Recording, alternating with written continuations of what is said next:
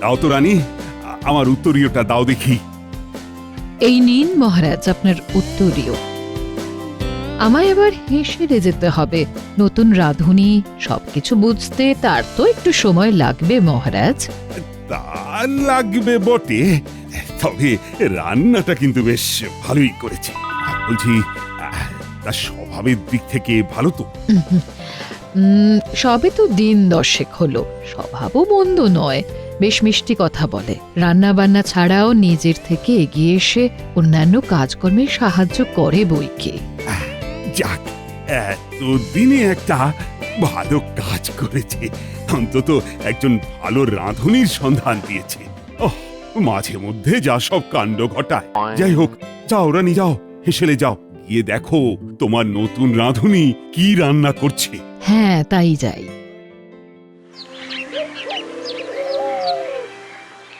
তা গোপাল, বলো দেখি, সামনে কত উৎসব অনুষ্ঠান আসছে, কৃষ্ণনগরের মানুষদের জন্য কি করা যায়? সে তো মহারাজ আপনি যেমন বলবেন। আমি সামান্য ভাঁড়, আমি আর এ বিষয়ে কি বা বলতে পারি মহারাজ। হ্যাঁ মহারাজ, সেই ভালো। গোপাল কি বলবে? আপনি বরং মন্ত্রী মশাইকে জিজ্ঞাসা করুন। গোপালের থেকে আপনি কোনো সাহায্য পাবেন বলে তো আমার মনে হয় না। তা আপনার মন্ত্রী মশাই গেলেন কোথায় রাজবৈদ্য? সভায় তার তো দেখা পেলুম না এখনো। ঠিকই, গোপাল তো ঠিকই বলেছে, মন্ত্রী তো এখনো এলো না। আজ এত দেরি হচ্ছে কেন? কারণ মনে হয় রাজবৈদ্যই বলতে পারবেন। কি রাজবৈদ্য, তাই তো? এ তো মহা মুশকিল, আমি কিভাবে জানবো মহারাজ? এই তো মন্ত্রী এসে গেছে। তা কি ব্যাপার মন্ত্রী, আজ এত দেরি? এই আগে মহারাজ, আমার স্ত্রী হঠাৎ অসুস্থ হয়ে যাওয়ায় সব সামলে রাজসভায় আসতে একটু দেরি হয়ে গেল। দেখলে তো গোপাল, তুমি খামোখা আমাকে। গোপাল নিশ্চয়ই আমার নামে ষড়যন্ত্র করছিল, কি রাজবৈদ্য, তাই তো? যা, আমি আবার কখন ষড়যন্ত্র করলাম বাপু? মহারাজ আপনি বলুন। না না গোপাল, সে তুমি যতই ভালো সাজার চেষ্টা করো। আহা মন্ত্রী, বলি হচ্ছেটা কি? এই বয়সে তোমরা বাচ্চাদের মতো ঝগড়া করবে নাকি? সেই তো বলি মহারাজ, বয়স কি আর সংখ্যায় হয়? বয়স হয় বুদ্ধিতে। আর সেদিক থেকে দেখতে পেলে আমাদের মন্ত্রী মশাই মন্ত্রী না হয় বুঝলাম, কিন্তু তুমি তো আর মন্ত্রী নও।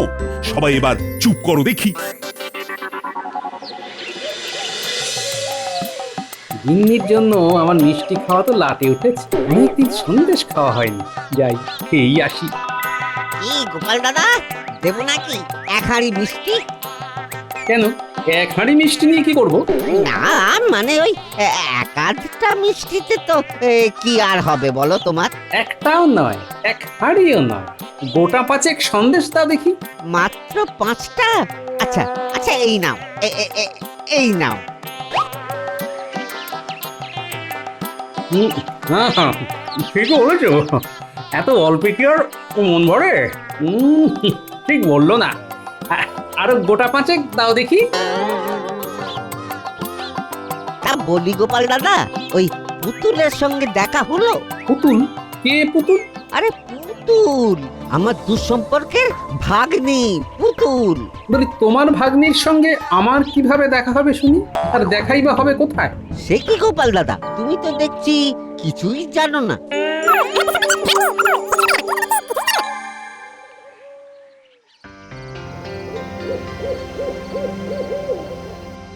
কই রানী, বলি আর কতক্ষণ?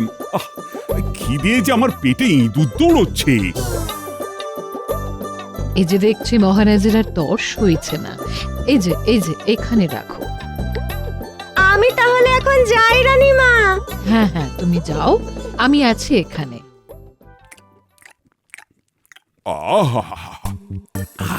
মুড়ি ঘন্টটা তো অপূর্ব হয়েছে।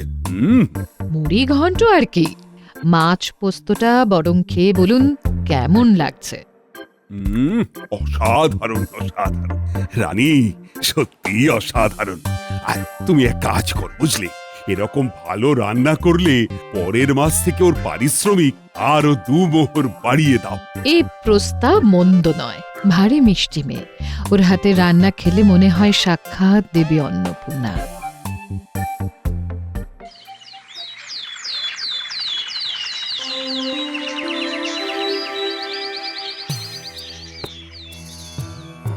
মহারাজ, আপনাকে কেমন যেন দেখাচ্ছে। তার শরীর স্বাস্থ্য সব ঠিক আছে তো? তা গোপাল, বুদ্ধির সঙ্গে সঙ্গে তোমার দৃষ্টিও যে দিন দিন ধারালো হচ্ছে। না মহারাজ, তেমন কিছু নয়। আপনি সুস্থ থাকলে, ভালো থাকলে প্রজারাও ভালো থাকবে। না না গোপাল, আমি ঠিক আছি। শুধু এই শরীরটা একটু দুর্বল লাগছে মাঝে মাঝে। আর মন্ত্রী, আমি তোমাকে যে একটা দায়িত্ব দিয়েছিলাম। কি দায়িত্ব মহারাজ? আমার যে কিচ্ছু মনে পড়ছে না। এই যে রাজ্যের চারিদিকে এত জ্বর জ্বালা হচ্ছে, প্রজারা ঠিকমতো চিকিৎসা পাচ্ছে কিনা, জরুরি ঔষধি পাচ্ছে কিনা, তা সেটা দেখবে কে শুনি? আগে হ্যাঁ মহারাজ, মানে মানে দেখছি তো, দেখছি। ছাই দেখছো? মহারাজ, আপনি বরং নিজে গিয়ে একবার খোঁজ নিলে ভালো হতো। যতই হোক প্রজারাই তো রাজ্যের সম্পদ। হুম। আমি কি কিছু ভুল বললাম মহারাজ? না গোপাল, ভুল নয়, বরং এটা আমারই ভাবা উচিত ছিল। আগামীকালই আমি যাব। রাজবৈদ্য, গোপাল, তোমরাও সাথে যাবে। আগে আপনার যা হুকুম মহারাজ। হ্যাঁ হ্যাঁ, যান মহারাজ যান, কিন্তু আগামীকাল অব্দি। কি মন্ত্রী, তোমাকে কি আলাদা করে বলতে হবে নাকি? না না মহারাজ, না, যাব, আমিও যাব।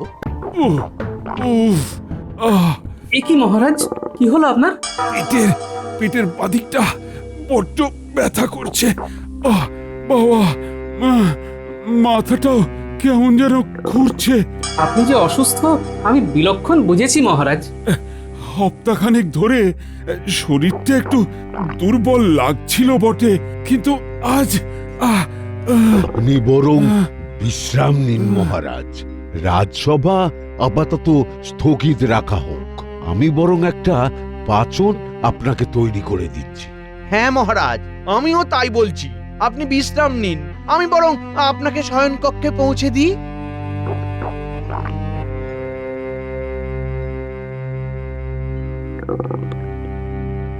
দেখো তো গোপাল, মহারাজের এ কি হলো? তাই তো দেখছি বিজ্ঞানী, কোনো কিছু যেন স্বাভাবিক লাগছে না।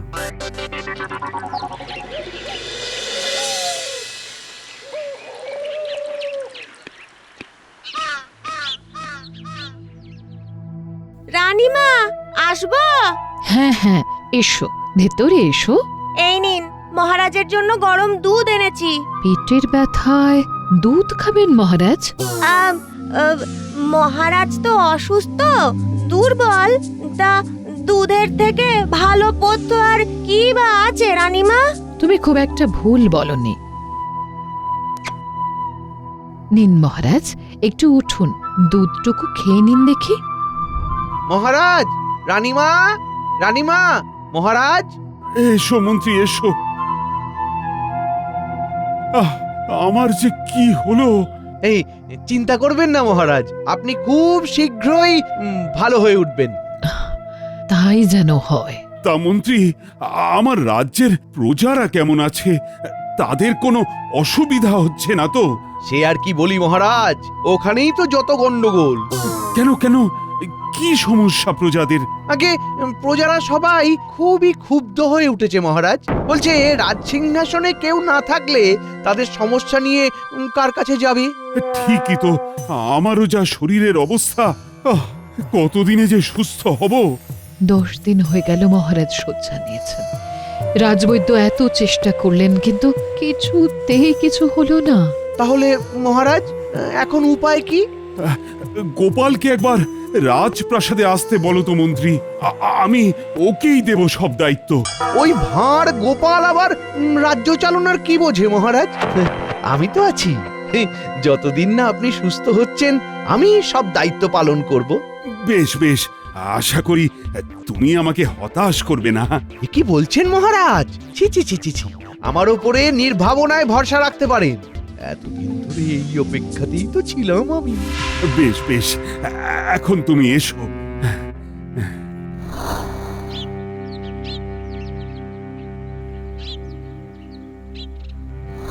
কেমন আছেন মহারাজ?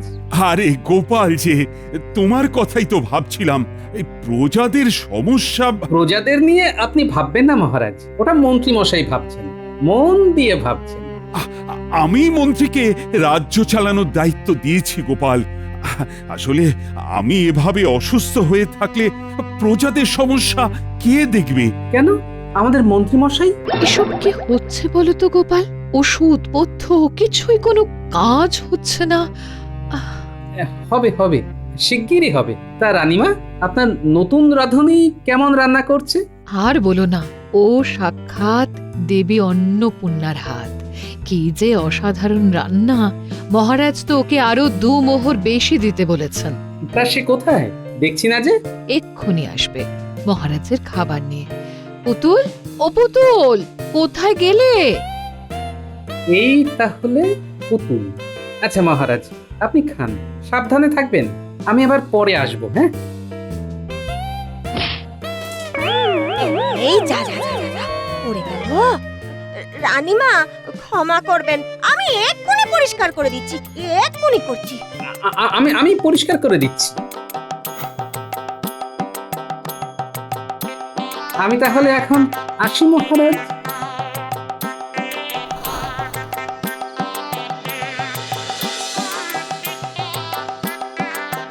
কি ব্যাপার বিজ্ঞানী, কিছু পেলে নাকি? পেয়েছি গোপাল, পেয়েছি। কি পেয়েছো সেটা আগে বলো। জল পরিশুদ্ধির ঔষধি। আচ্ছা, এই তাহলে কারণ। হ্যাঁ গোপাল, এছাড়া আর কিছু তো পাওয়া যায়নি। কাল সকালে তাহলে রাজপ্রাসাদে দেখা হচ্ছে। হ্যাঁ, মহারাজের সামনেই খোলসা করতে হবে।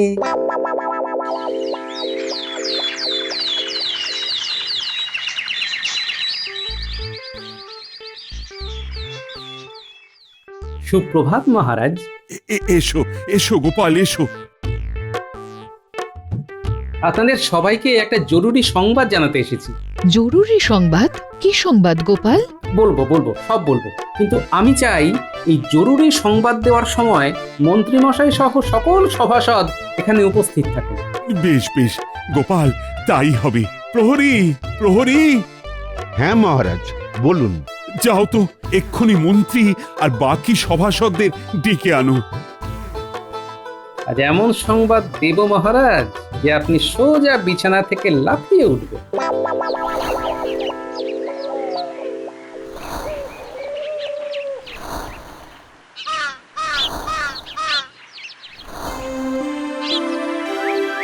আপনি আমার ডেকেছেন মহারাজ? হ্যাঁ হ্যাঁ মন্ত্রী, এসো এসো। গোপাল আজ আমাদের এক জরুরি সংবাদ জানাতে এসেছে।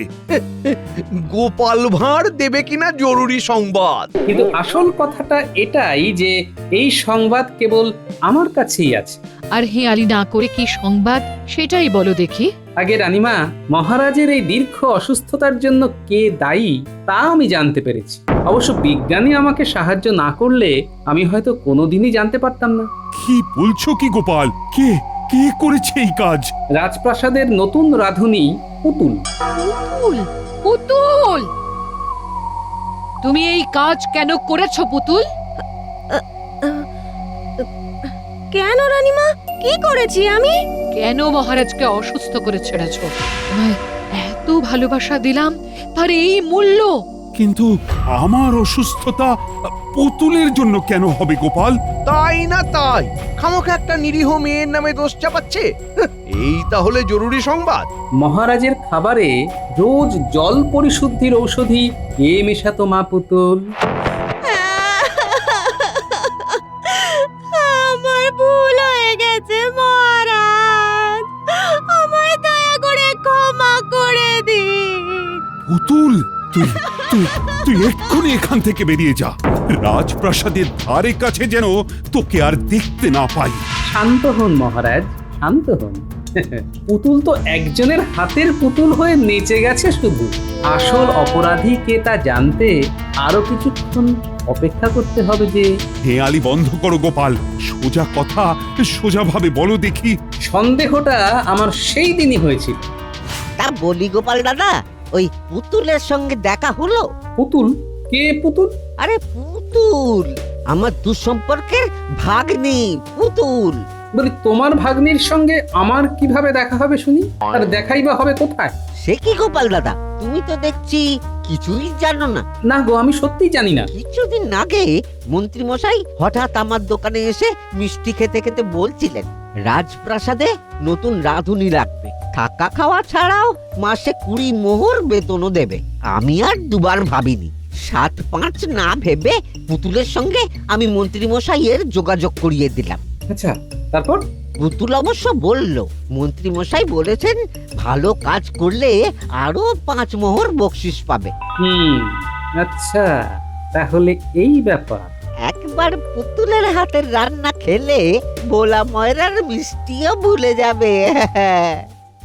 সেদিনই আমি প্রথম জেনেছিলাম রাজপ্রাসাদে নতুন রাঁধুনি এসেছে এবং তাকে এনেছেন আমাদের গুণধর মন্ত্রী মশাই। কিন্তু মন্ত্রীর কি দোষ এখানে, সেটা তো বুঝতে পারলাম না গোপাল। মহারাজ, গোপাল কিন্তু আবার আমার বিরুদ্ধে ষড়যন্ত্র করছে।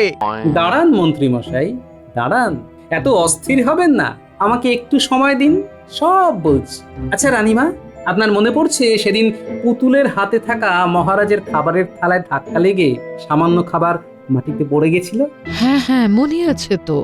তুমি তোমার গলার গামছা দিয়ে পরিষ্কার করে দিলে। অপরাধ নেবেন না রানীমা, সেদিন আমি ইচ্ছে করেই খাবারের থালাতে ধাক্কা দিয়েছিলাম, খাবারের কিছু অংশ সংগ্রহ করার জন্য। আমি তো কিছুই বুঝতে পারছি না গোপাল। মন্ত্রী মশাইয়ের পুতুলকে রাজপ্রাসাদে নিয়ে আসা, পুতুলের রোজ নিত্য নতুন রান্না এবং মহারাজের দীর্ঘ অসুস্থতা কেমন 2-2 4 হয়ে যাচ্ছে বলে মনে হচ্ছিল আমার। তাই খাবারের অংশটুকু নিয়ে সোজা বিজ্ঞানীর কাছে যাই। আমি নিশ্চিত ছিলাম পরীক্ষা করলে এর মধ্যে কিছু একটা পাওয়া যাবেই, বাকিটা বিজ্ঞানী আপনাদের বলবে। কি দেখলে বিজ্ঞানী? বলো বলো আমাদের। সেদিন গোপাল যখন কাপড়ে মুড়ে খাবার নিয়ে গেল, আমি জানতাম না কিসের খাবার, কেন নিয়ে এসেছে। শুধু বলল একজনকে প্রাণে বাঁচাতে আমার সাহায্য দরকার। তাই আমি তাই কি বিজ্ঞানী? আগে রানীমা, পরীক্ষা করে দেখি ওর মধ্যে জল পরিশুদ্ধির ঔষধ মেশানো আছে। কিন্তু সেটা পুতুল পাবেই বা কিভাবে? আপনার মনে আছে রানীমা, গত বছর কলেরাতে গোটা কৃষ্ণনগরের কি ভয়াবহ অবস্থা হয়েছিল?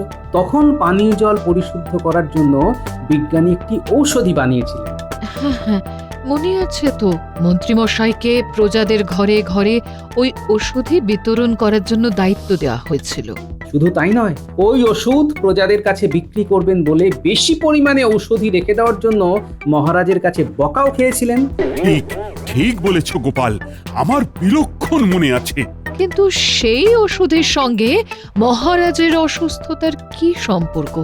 সে তো মানুষের কল্যাণে ব্যবহার হয়।